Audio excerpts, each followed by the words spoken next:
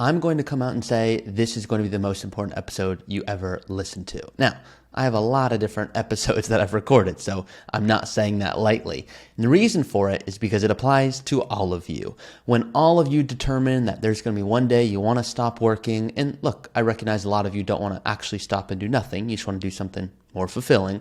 But there will become a day where you say, yeah, I don't know if I want to do this to the same degree, and maybe you're stopping work temporarily, maybe it is for good, and you're going to need to withdraw income from somewhere, whether that's a Roth IRA or a traditional IRA or a 401k or a brokerage account.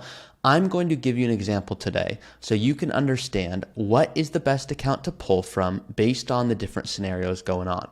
This to me is the most important thing when it comes to retirement planning, specifically withdrawal strategy. Now, when I say withdrawal strategy, that might not sound like the sexiest thing in the world, which I recognize. Now, it is for weird people like me, but I want to make sure all of you are not unnecessarily withdrawing money too quickly. And I'm going to show you a story, really tell it to you first, and then I'm going to show it to you through my example. So, most of you already know, but if you don't, my name is Taublieb. I'm a certified financial planner. I am the host of this podcast, Early Retirement, and vice president at Root. Many of you are listening right now on the podcast app, in which case, great. If you are watching on YouTube, you can see I'm in one of the Root vintage shirts right now. So you can see the logo right here. This is our 2020 logo. So a lot of you are like, wow, you guys have come a long way from here. So I want to make sure that all of you guys are getting the exact guidance you're looking for. So whether it's tax or withdrawal or estate, if you're on YouTube, I invite you to subscribe. If you're listening on the podcast app, I invite you, if you don't mind, to share this with someone you want to retire early with. It's just more fun that way. So let's have some fun. So this is what I imagine is going on in your brain right now. You're going, well, there's going to be a day, maybe it's in a year, maybe it's in 10 years, where you're going to want to stop working. But part of you is thinking, maybe I shouldn't spend as much as I'd like because, I don't have Social Security yet, and maybe there's not my pension on yet, or maybe I don't even have a pension. So it's all up to my portfolio. So that's going on in kind of one part of your brain. Okay. Now the other part of your brain is going, wait a second, these are my years where I've got my energy and my health. So I want to still spend, and maybe the money is actually worth more because I have my energy and health at the level, of course, that I'd like it to be at, but I don't want to overspend and run the risk of running out. Now, most of my clients are saying, I wish I spent more along the way because I knew I was in a good spot, but I just didn't feel it. And so I underspent, and now I have plenty of money, but I don't have my health. Now, that's not the majority of the world, but it's the majority of people coming to me. So those are thoughts that might be in your head right now. Could be totally wrong, but I'm taking a guess. And that's for most of you. And I know that because I'm talking to a lot of you on a consistent basis. So what I want to now give you is an example. Now, before I give you the example, I want to tell you the comment of the week that I want to go through. And every week I try to keep it as engaging as possible. And this is a fun one. So this comes from Ryan Retirement 6662. Who says, I retired at 33 years old. Most of my investment is from a single stock and crypto. I never invest in 401k and Roth IRA because those retirement accounts never help people. A lot of you are seeing me laugh visibly right now.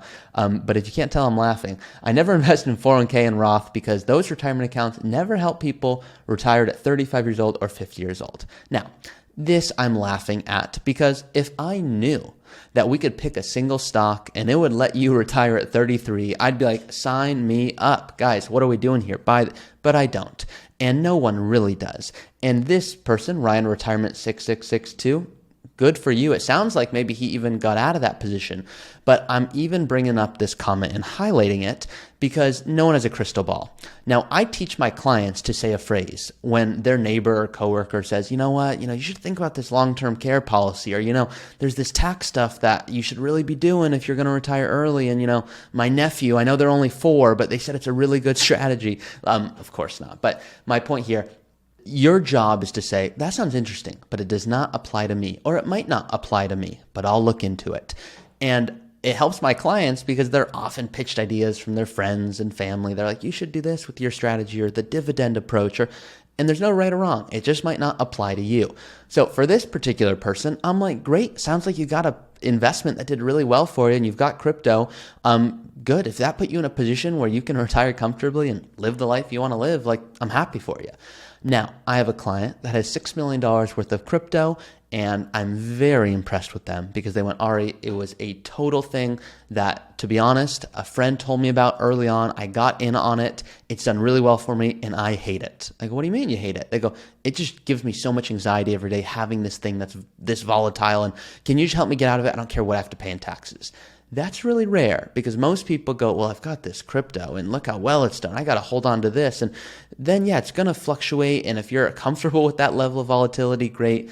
Most of you don't need to do that. If you've done a good job saving and investing, you don't need to take on this crazy risk that I personally would never take on. I have plenty of time to let my money grow, and I want to be invested in companies that have real profits, that have people working for them. There are shareholders. It's very real. I'm not saying crypto is not real. Some of you are like, you hate crypto. I don't hate crypto. I don't hate anything. I hate the concept that you might be overly aggressive, which is completely unnecessary for you to accomplish what you care about most. I work with humans, not robots. Okay, I've told a lot of you this story, but my dad works for Monster Energy. He loves Monster Energy. It's been literally the best performing stock over the last couple of decades. If I told him he had to go sell Monster, he would shoot himself in the foot because he would feel so poorly when it went up in value. And I said, well, Dad, why don't you just go own all Monster? He's like, well, that's too risky. And I go, exactly. You don't want to own so much of one thing that it dictates your ability to travel or do what you want to do in life. So when you guys are thinking about anytime someone brings up this investment or this stuff, I believe in the low-cost, diversified approach because it works. It's not because there's not something better. There's plenty of stuff that's better out there, but is it worth the hassle? I often give my real estate example. I have a client that has a property and it's currently giving them 12%. And they're like, 12% is awesome. All in, meaning appreciation and rental income, all in, the total return is 12%. And I said, you could go to the stock market and get 10% on average, but it's never going to exactly perform at 10%. It's just as an average. And there was a period of time where they're like, I want that extra 2%. That to me holds a lot of weight, and I like real estate, so it kind of gives me something to do. Then all of a sudden we had a conversation because they were coming closer to retirement and they did not want to own this real estate because now it's forcing them to take more of their time and energy, and they don't want to be traveling worrying about the roof that's leaking. And I said, but you could get a better return. And they're like, yeah, I get your point here. There comes a point where I could always get a better return. You want the best return? Go work 30 more years. Like, your portfolio is going to be epic, but your life won't. So how much is enough, and how do we think through return? So highlighting this comment from Ryan Retirement 6662, good for you, but I still like 401ks and IRAs and Roth IRAs and all that fun stuff. So let's hop into the example for today. Now, sometimes I'll do a real client story and I'll walk you through that. I'm not doing that today. So if you see me on YouTube kind of reading through my example here, I created this because I think it's going to be the most applicable thing for you. But there are a few clients that, of course, along the way, I'm going to give you examples of that are, of course, actually looking at this right now. So basic premise of today, and why I said this is the most important episode that I've recorded yet, all of you are going to have to take money from somewhere. Now, some of you might have a pension or Social Security, or you might have rental income, whatever it is. But the majority of you have your portfolio, and it's going to be a large driver of what you're going to live off of. So I'm going to give you, it's not another long story, it's another important story for you to understand how I need you to view your portfolio. Then I'm going to tell you how to withdraw from certain accounts over others and why. So let's have some more fun. Number one, I need you to think about your portfolio like you are running a business. Here's what most people do. They go, I want $10,000 a month in retirement. Pick me. They take $10,000 a month no matter what. Markets are doing good. Markets are doing bad. They want $10,000 a month because that's what they need to live off of. Great. I want you to meet your living expenses, but we don't get to live in dreamland in retirement. Or if you want to, good for you, but you're going to be leaving a lot of money on the table. And you're like, starting to scare me here, Ari. Are you telling me I can't meet my living expenses working with you? I go, just the opposite. Think about it like owning a business. If your portfolio is a business and your business is doing well, you might go higher. You might buy more equipment. You might do other stuff that's going to grow the business. Are you going to do that in years where the business is not doing well? Probably not, because it would not make sense to do that. Here's the risk a lot of you are going to run if you're not thinking about this intentionally. Markets are going to go down, and you're going to go, well, I need my $10,000 a month. You're going to take $10,000 a month. But now, not only are markets down, not only are you taking your $10,000 a month, you're probably taking more than that because we've got healthcare expenses before Medicare kicks in. We've also got our energy and health. So maybe you're going to travel more. Maybe there's a remodel. And so the risk you run is markets don't do well. You've got all these expenses, and now it withdraws so much from your portfolio, you can't actually spend what you want to the rest of your life. That's a big risk I've seen. So to add on the real risk here, what if it's now all in the S&P 500 or all in just a few concentrated parts of the market? Well, now the real risk is markets are down significantly. You're withdrawing so much that now, yeah, you took your trips the first few years, but the next 20 years of retirement, you can't actually do what you want to do. So that's kind of number one. Think of your portfolio like a business. What I tell my clients is there are going to be times where markets are up and I need you to go fly first class. And if you don't, I'm going to be pissed because I told you and you told me you didn't want to die with $12 million. And I told you it's my job to help you make sure that doesn't happen. Then there's going to be other months where you're really not going to like me. And I'm going to ask you to temporarily, not forever, but temporarily spend $8,700 a month instead of $10,000. And you're going to be like, why are you the meanest guy ever? I go, it's because if we do this and implement these conversions or tax technique, here's what it's going to be able to create for you over the long term. You're like, whoa, I didn't know that was an $80,000 decision. I just didn't understand it. And now I'm on board. So I want you to think about it like your portfolio is a business. There's going to be times it's doing well and times it's not doing well. I want you to adjust your income on that dynamic basis. Now, some people are like, hey, no matter what, I want this amount every month. I go, great. I want you to always have that amount. And this is your core living expenses. The question is, can we do a lot more? Meaning, can we spend more if markets are doing really well? Help out a child with a wedding or extra travel. And then in other months, can we temporarily, literally for a few months, possibly cut spending to implement more tax strategies so you can spend way more the rest of your life? So that's the quick thing to understand. Now, let's give you an example. Okay, so if you are currently looking at my screen on YouTube, great. If you are currently listening to this, I'm going to explain it just as easily for you. Most of you, and I know I'm not sharing my screen quite yet, but I'm going to share it for you in a second. Most of you have a combination of brokerage accounts, IRAs, Roth IRAs. I'm just going to keep it really simple for you, okay? Let's assume you have $1 million in an IRA. Got it? Another $1 million in a brokerage account. Some of you are like, whoa, but what are the gains and the cost basis? We're going to go through that, okay? And then $100,000 in a Roth IRA. $2.1 million, and I'm going to pretend you're 55. You're like, oh, is that like a real client? No, just giving you an example. But I have a lot of clients who are not exactly, but in a very similar position. So some of you are going to be in this position soon. Some of you are like, yep, I'm already here. I need you to tell me what I need to do. So number one is, where do you pull money from first? Roth IRA, don't touch it. Let that grow as much as possible. It's going to compound tax-free. Great. We want it to do that. So I want you to remove that from even the conversation of where do we pull money from. Some of you are like, yeah, but I could pull from it and then I don't pay, its income's really low. I literally already was taxed on it, so I never pay taxes again. You're right. And I don't want you to ever take from that. I want you to take from it. I want you to take from it last. Let that keep growing for you. You're going to thank me later. Now, here's what we have left. $1 million in an IRA and $1 million in a brokerage account. The internet, which I'm very grateful for, which is how a lot of you get to digest this content, and not just mine, but my partner James and all of our content, is awesome. But there's a lot of fluff out there. You might see an article that says you need to pull from your IRA first. You need to pull from your 401k or your brokerage account. Here's the answer. There's no answer. And I'll give you an example so you understand why. Let's assume you have $1 million in your IRA and you have $1 million in your brokerage account. Let's assume that brokerage account was inherited from your mom and you got a step up in basis, meaning it's literally, there are no gains in the account. You just inherited all these individual positions from your mom or your dad. And now, great, we have an IRA with $1 million and a brokerage account with $1 million. Well, it's a crystal clear answer there. I need you to pull from your brokerage account because you don't have to pay any taxes. It's literally like a Roth IRA. It's all after tax. There are no gains. Now, most of you don't have that situation. Most of you go, I put a bunch of money into Apple or Microsoft or Amazon or Google or this ETF or mutual fund. Now it's grown for me, which I like. We've got a lot of healthy gains. So I don't know what to do. Do I pull from that first or my IRA? And how do I think through that? That's what I'm going to do for you right now. So that's the kind of why there's no kind of black or white answer. Now you get that. On to my next point.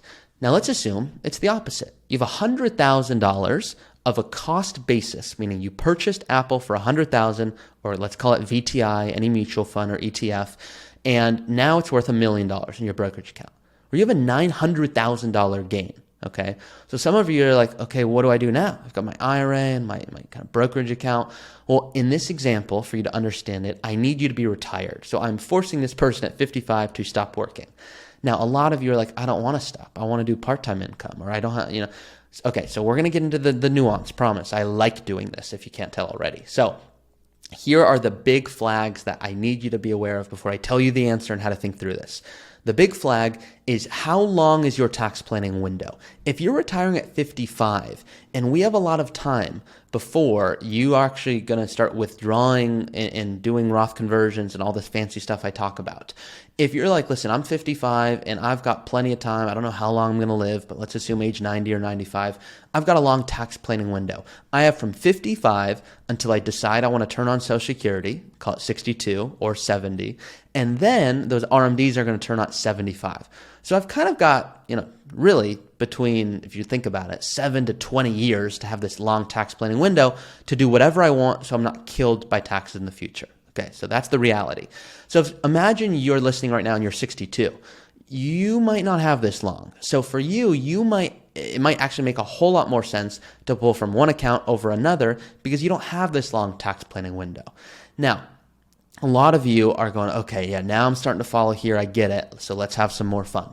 And if this does not make sense, go back 1 minute, hear what I said again. I promise it will click. And I do my best to make this sound like English, not Portuguese. Okay. So now what I want you to think about is this example here. And I've drawn it out for you.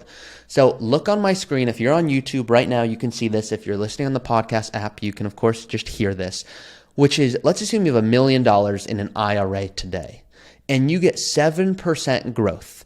In 20 years, you're going to have to start pulling from this pre-tax account, whether you want to or not. Those are required distributions. You're on track for $3.8 million, okay, if you get 7% growth. Look at this cool calculator here. And in my academy, by the way, which I reference, if you don't have $2 million or can't work with us quite yet because of the soft minimum, and I say soft minimum because, it's not exactly 2 million, but it's in that range.